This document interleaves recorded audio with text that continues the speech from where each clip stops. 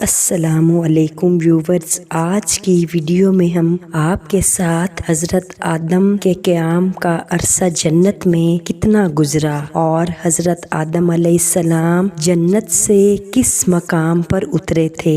حضرت آدم علیہ السلام کا قیام جنت کا عرصہ کتنا تھا؟ ابن عطیہ روایت کرتے ہیں کہ حضرت آدم علیہ السلام جنت میں 100 سال مقیم رہے، اور ایک روایت میں ہے کہ آپ جنت میں 60 سال مقیم رہے۔ جنت کی جدائی پر 70 سال اور اپنی خطا پر بھی 70 سال روئے، اور جب آپ کے فرزند حابیل قتل ہوئے تو آپ نے 40 سال ماتم کیا۔ اسے ابن عساکر نے روایت کیا ہے۔ حضرت آدم علیہ السلام جنت سے کس مقام پر اترے؟ ابن ابی حاتم حضرت عبداللہ بن عباس رضی اللہ عنہ سے روایت کرتے ہیں کہ حضرت آدم علیہ السلام کو جب جنت سے نکالا گیا تو آپ زمین میں وہنا نامی مقام پر اترے، جو کہ مکہ اور طائف کے درمیان ہے۔ اور حسن سے روایت ہے کہ حضرت آدم علیہ السلام ہندوستان میں اترے اور حوا علیہ السلام جدہ میں۔ ابلیس 10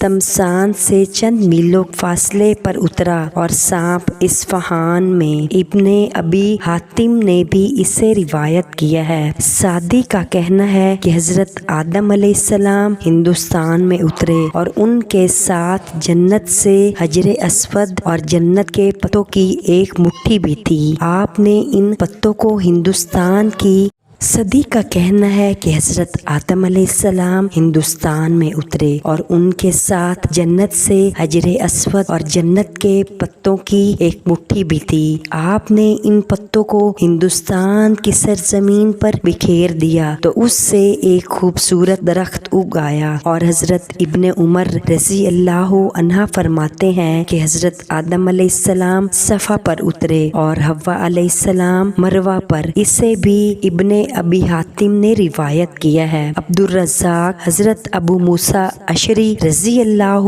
عنہ سے روایت کرتے ہیں کہ اللہ تعالیٰ نے جب حضرت آدم علیہ السلام کو زمین پر اتارا تو انہیں تمام چیزوں کی کاریگری سکھا دی اور جنت کے پھلوں کا توشہ بھی عطا کر دیا، اور فرمایا تمہارے یہ دنیاوی پھل ہیں تو جنت کے میوے، لیکن وقت گزرنے کے ساتھ ساتھ ان میں بھی تبدیلی آ جاتی ہے، باسی اور خراب ہو جاتے ہیں، مگر جنتی پھلوں میں کوئی تبدیلی نہیں آتی۔ حاکم اپنی مستدرک میں حضرت عبداللہ بن عباس رضی اللہ عنہ سے روایت کرتے ہیں کہ آپ نے فرمایا حضرت آدم علیہ السلام بہت تھوڑا وقت جنت میں رہے، تقریباً عصر اور غروب آفتاب کے درمیانی وقفہ کے برابر۔ حاکم نے کہا ہے کہ اگرچہ اس روایت کو امام بخاری اور امام مسلم نے نقل نہیں کیا، لیکن یہ شیخین کی شرط پر پورا اترتی ہے۔ صحیح مسلم میں عروج سے روایت کردہ امام زہری کی ایک حدیث ہے جس کے راوی حضرت ابو ہریرہ رضی اللہ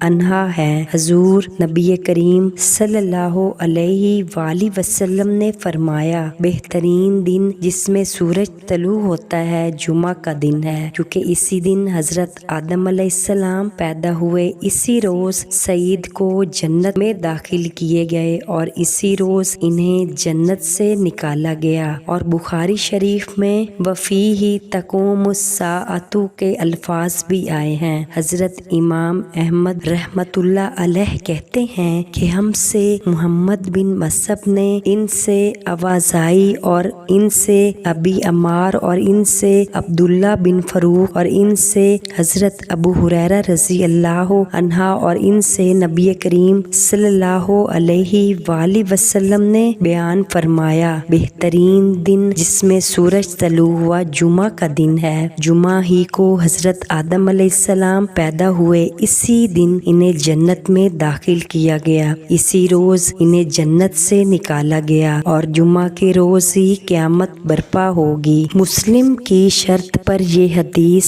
صحیح ہے، لیکن وہ حدیث جو ابن अस्साकर ने अबी अल कासिम बगवी की सनद से रिवायत की है। बगवी कहते हैं कि हमसे मोहम्मद बिन जाफिर वरकानी ने, इनसे सईद बिन मैसरा और इनसे हजरत अनस रजी अल्लाह अन्हा ने रिवायत किया है कि हजूर नबी करीम सल्लल्लाहु अलैहि वसल्लम ने फरमाया, हजरत आदम अलैहिस्सलाम और हजरत हव्वा रजी अल्लाह अन्हा जब जमीन पर उतरे तो बिल्कुल नंगे थे। उनके जिस्म पर सिर्फ जन्नती और दरख्तों के पत्ते थे। हजरत आदम अलैहिस्सलाम को गर्मी ने सताया तो आप बैठकर रोने लगे और अपनी जोजा मोहतरमा हजरत हव्वा से फरमाया, मुझे गर्मी से बहुत तकलीफ हो रही है। इसी वक्त हजरत जिब्राईल अलैहिस्सलाम रुई लेकर आए और हव्वा को हुक्म दिया कि इसे काटो। इन्हें काटने का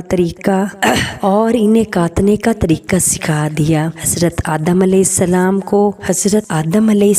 को हुक्म दिया कि तुम इससे धागे बुनो और फिर इन्हें कपड़ा बुनने का तरीका सिखा दिया। हजरत आदम अलैहिस्सलाम जन्नत में अपनी अहलिया से जमा नहीं करते थे, हत्ता के शजरे ममनुआ का फल खाने से इनसे जो खता हुई इसकी पादाश में जमीन पर उतरे। हजूर नबी करीम सल्लल्लाहु अलैहि वसल्लम फरमाते हैं, दोनों मियाँ बीवी अलग अलग होते थे। इनमें से एक वादी के एक किनारे पर सोता तो दूसरा दूसरे कोने में, यहाँ तक कि हजरत जिब्राईल अलैहिस्सलाम उनके पास तशरीफ लाए और उन्हें हुक्म दिया कि आप अपनी अहलिया के पास जाएं। हजूर नबी करीम सल्लल्लाहु अलैहि वसल्लम ने फरमाया, हजरत जिब्राईल अलैहिस्सलाम ने आदम को मुजामियत का तरीका भी तालीम फरमाया। हजरत आदम अलैहिस्सलाम अपनी अहलिया मोहतरमा के पास गए तो हजरत जिब्राईल अलैहिस्सलाम ने पूछा, अपनी अहलिया को कैसे पाया? तो आपने कहा, बहुत अच्छा। ये हदीस गरीब और हजूर नबी करीम सल्लल्लाहु अलैहि वसल्लम की तरफ से उसकी निस्बत सही नहीं है। हो सकता है कि ये असलाफ में किसी का कौल हो। इस हदीस की सनद में सईद बिन मैसरा का नाम आता है जो अबू इमरान बकरी बसरी कहलाता है। वो मुनकरुल हदीस है। इस सनद में मज़कूरा दूसरा शख्स इब्ने हिब्बान है जो काबिले एतबार नहीं। ये अक्सर मौजू हदीस से रिवायत करते हैं। इब्ने अददी कहते हैं ये शख्स मजहूलुल हाल है।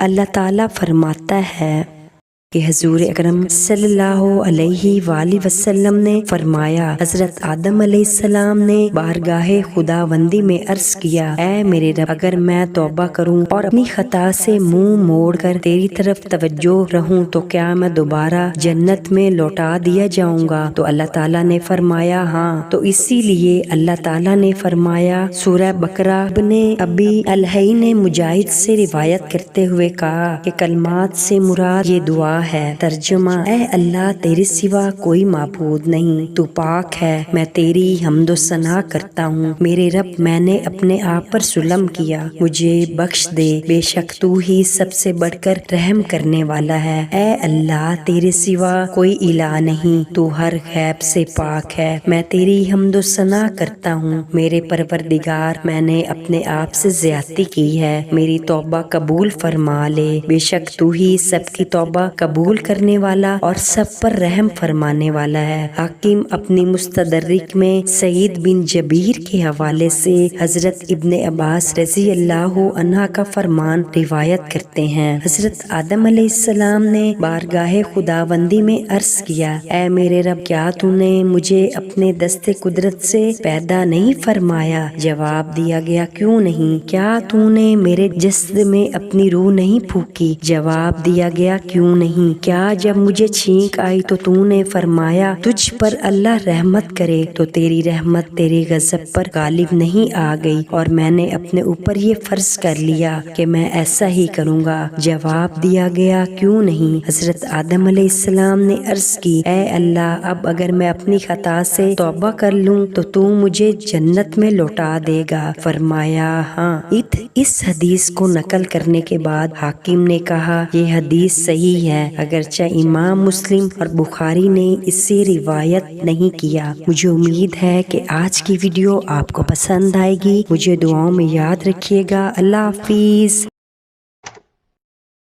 ہے۔